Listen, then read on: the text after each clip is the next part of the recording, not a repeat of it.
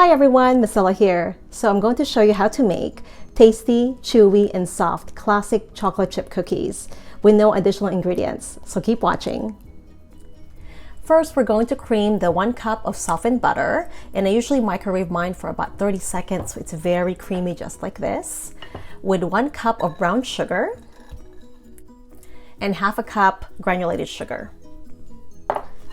So cream those together until well incorporated. Now we're going to add 2 beaten eggs.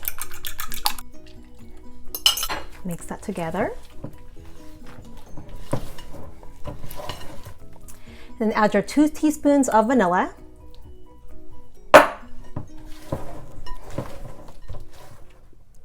Time to combine the dry ingredients. I have 2 1/4 cups plus 1 tablespoon all-purpose flour, 1 teaspoon baking soda, and 1 teaspoon salt.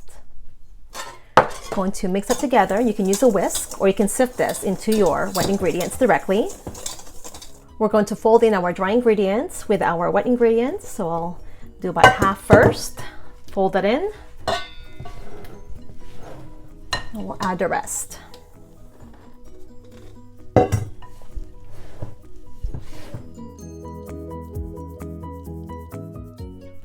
It's time to add our 2 cups of chocolate chips. And we'll just fold it in.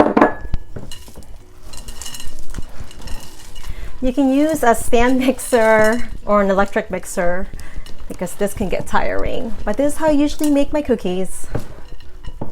You get a good workout.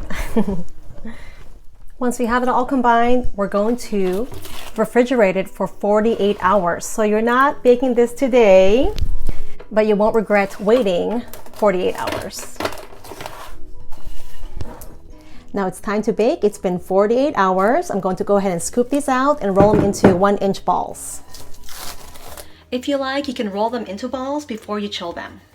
Just like that. We'll place them on our cookie sheet about 2 inches apart. Bake in a 350-degree oven for 9 to 15 minutes, depending on the size of your cookies and your oven. Baking time will vary.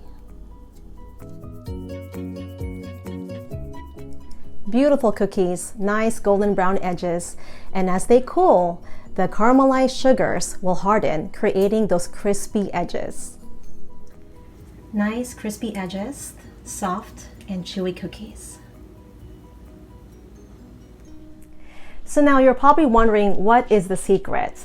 Well, during the chilling process, the fat in the dough solidifies, so it melts slower as the cookie bakes, which lessens the spread of the cookie.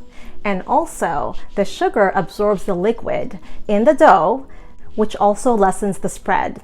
And one last thing, during the chilling process, the dough dries, concentrating the flavors, so you end up with a tastier cookie. And also, using more brown sugar than white sugar, the brown sugar will create a chewy cookie because of the molasses content. So I hope that you guys found this helpful and enjoyed this video, and give this a try, or this method a try if you haven't yet. Thanks for watching everyone, and we'll see you next time.